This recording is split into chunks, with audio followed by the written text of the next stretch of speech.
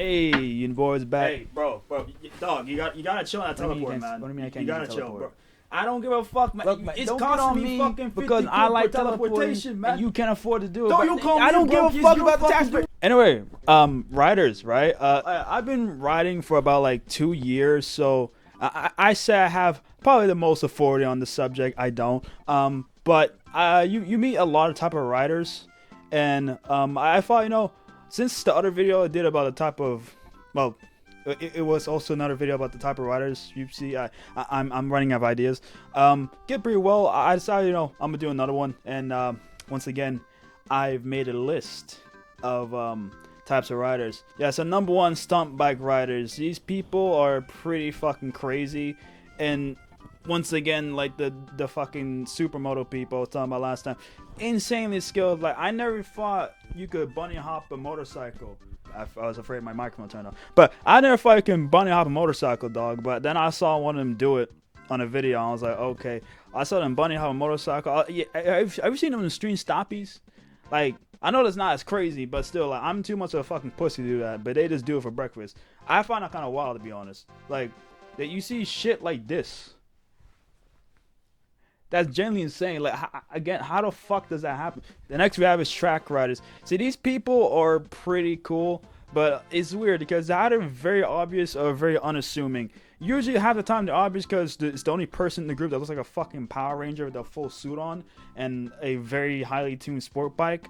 Or it just be a random guy in some, like, regular ass Kevlar jeans and maybe, like, I don't know, some decent gloves. But as soon as you hit the twisties, they make you feel like a fucking plebeian, bro. They're cornering like prime Valentino Rossi and making you look like a fucking kid that's on a bike for the first time without stabilizers, and you don't know what you're doing, and you're very scared, but like you're still up, so like you're doing good, right? Like, I don't know, but the point is, these people, again, once again, insanely skilled, but unlike the stunt bike riders, they hide the aura pretty well. Like, you don't sense it.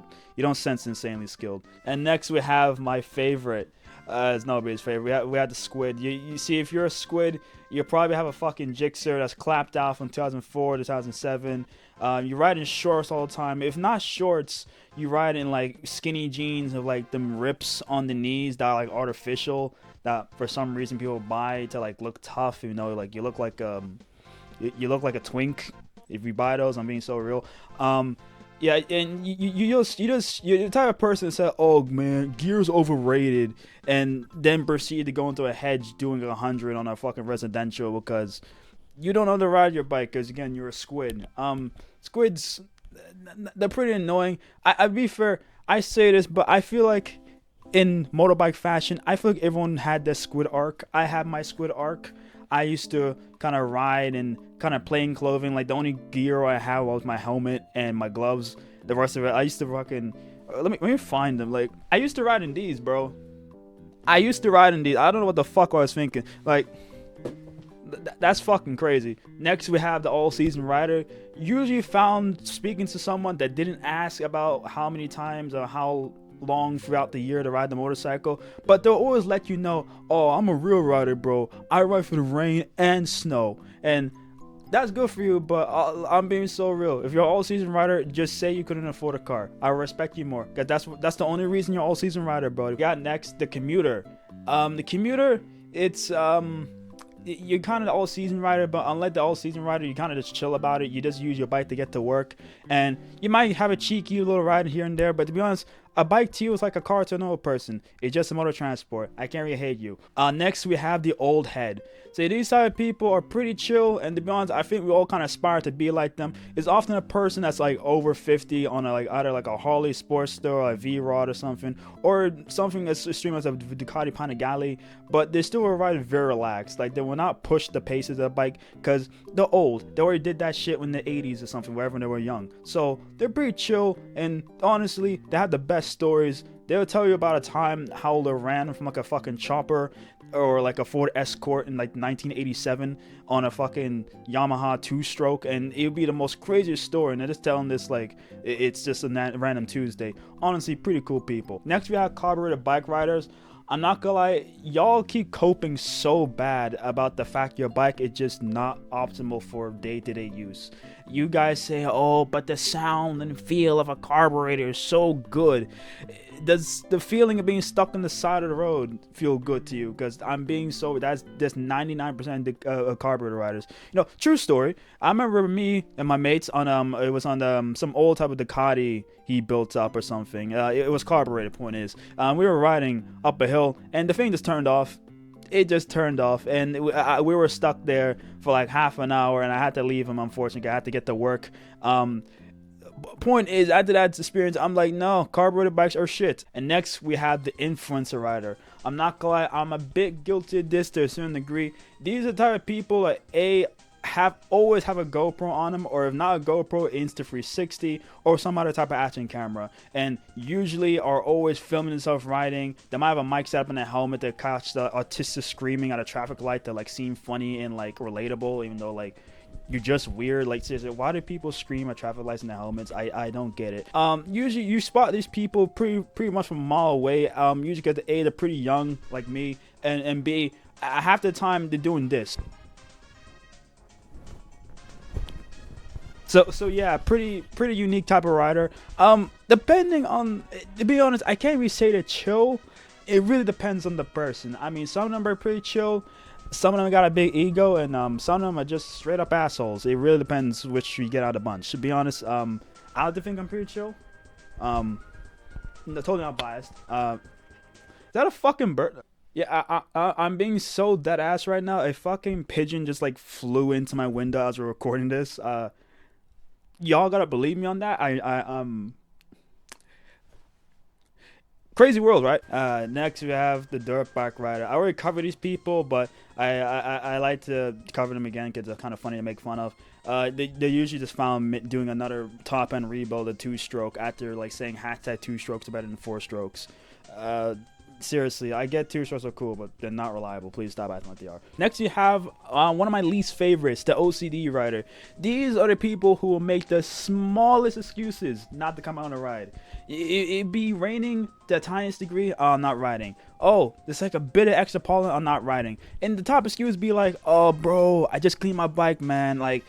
And like the weather app said it's gonna be like 5% more pollen in the air, and like, you know, that's bad for the paint and the resale value. So I think I gotta pass. Yeah, I gotta pass, bro. No, like, why you guys like this? Did you buy the bike as a bike or as a showpiece? Because in that case, you might as well fucking leave in your living room to fuck on the weekend. Because it seems like that's how protective you are of it. I don't like these people. Next, you have the late rider. Again, that's me. I'm not proud of it. I know that doesn't make it better, but not. Yeah, these are the people who will say, yeah, bro, I'm only like 10 minutes away. They haven't left the house. They haven't got the gear on. They're still in the fucking shorts. Like, why do I say I'm 10 minutes away, man? I know damn well I'm gonna be like another half an hour. And you know you're fucking cooked when you're out on the ride thinking, how late is it set to be late? Thinking, oh, if I get there 5 minutes late, they won't be as angry. But to be honest, they probably will be. The people like me and other late riders, be better. I should be better. Other type of rider we have is Mr. Hope and Dreams. These are the type of people who are always on the ride out, but the bike is extremely clapped out. Like, I'm talking, the thing's chugging, needs to be bump start all the time. The lights barely work, the indicator's not working. It's literally hell to care about duct tape. But there's someone always there, and I'm not gonna lie, I stay far away from them because A, the bikes make weird noises, and it makes me think that's my bike's making that same weird noise, so I get paranoid. Or B, I'm afraid the engine's gonna straight up fucking blow up, like that one. Like, insert the scene of the Krusty Krab blowing up. That's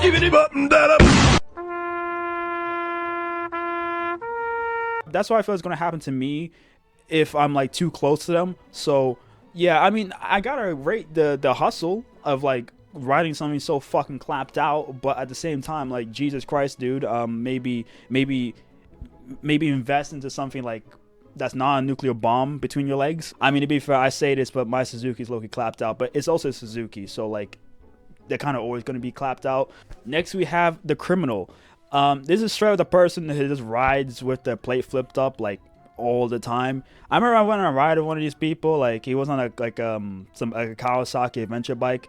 I mean, to be fair, like, he wasn't doing anything crazy, but just like, we were just chilling in the group, and bro just had the plate flipped up, and was like, dog, yeah, I mean, like, I get it, but like, bro, it's broad daylight. It is not that serious. The way I see these type of riders, I ain't gonna mess with them, and they probably ain't gonna mess with me. You know, if y'all want your plate flipped up, do it. I mean, I have a flip plate, but I only use it for photography. If I ever go to court, I will be saying that. Next, we have the Wheelie Addict, aka every MT-07 rider I've met in my life, except one.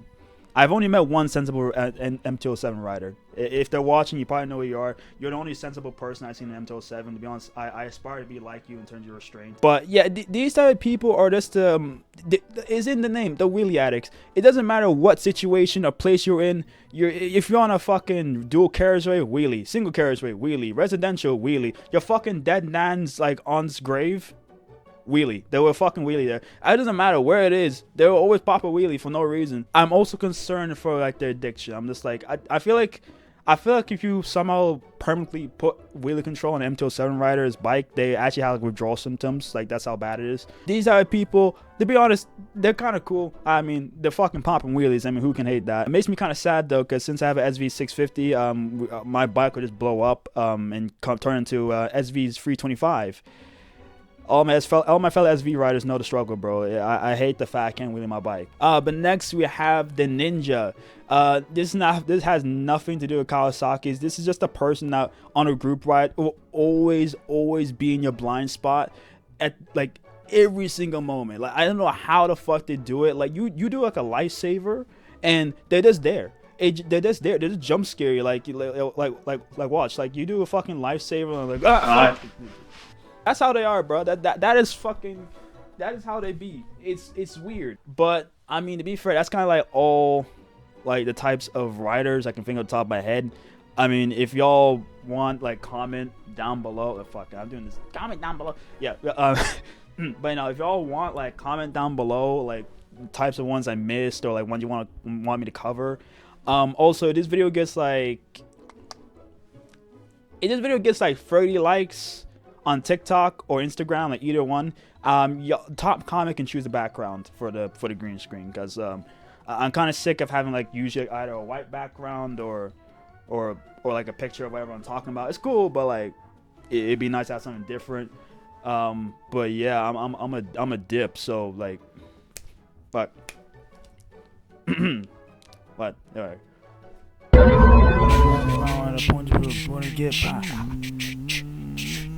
You're around with a point to prove, wanna get popped. Fuck, guys, switch Glock.